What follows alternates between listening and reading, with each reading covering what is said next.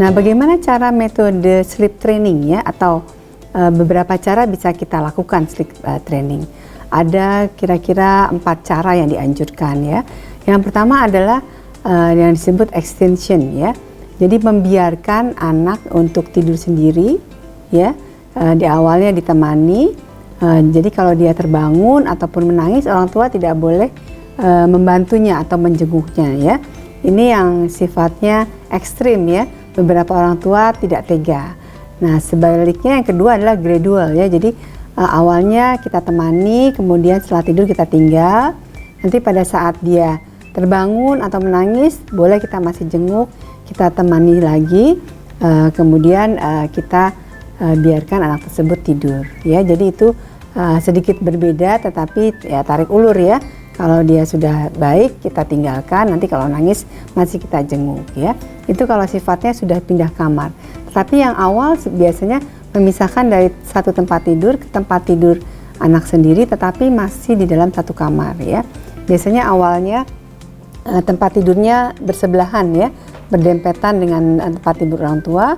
Nah, makin lama makin dijauhkan ya, sehingga anak merasa secure kalau lihat kiri kanan, oh masih ada orang tuanya, dia merasa aman ya. Ada lagi pada kasus anak yang sering terbangun pada malam hari, biasanya kita antisipasi dengan menunda atau melewatkan jam tidurnya ya. Kemudian secara bertahap kita majukan perlahan-lahan supaya anak bisa tidur sepanjang malam, tidak terbangun terus-menerus pada malam hari.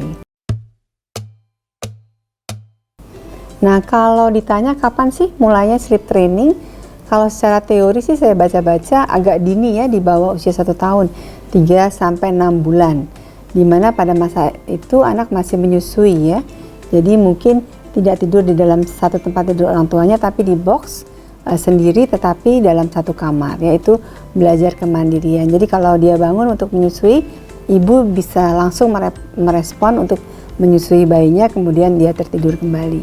Jadi kalau bayi di bawah 6 bulan itu dia bangun kalau lapar, setelah disusui dia tidur lagi. Jadi biasanya hanya menyusui 15-20 menit, kemudian tidur sendiri. Itu namanya tidak gangguan tidur ya, tapi kalau lebih dari 30 menit itu disebut gangguan tidur ya. Nah, sleep training yang masuk akal ya, saya pikir mungkin di atas 2 tahun pada saat kita mulai menyapih. Untuk menyapih ASI ya, tidak menyusui, jadi sekaligus menyapih tidurnya. Jadi lebih mandiri dengan tadi memisahkan dari tempat tidur bersama orang tua. Pertama pisahkan dulu tempat tidur sendiri. Nanti setelah nyaman baru pindah ke kamar kalau memang anak tersebut disediakan kamar sendiri.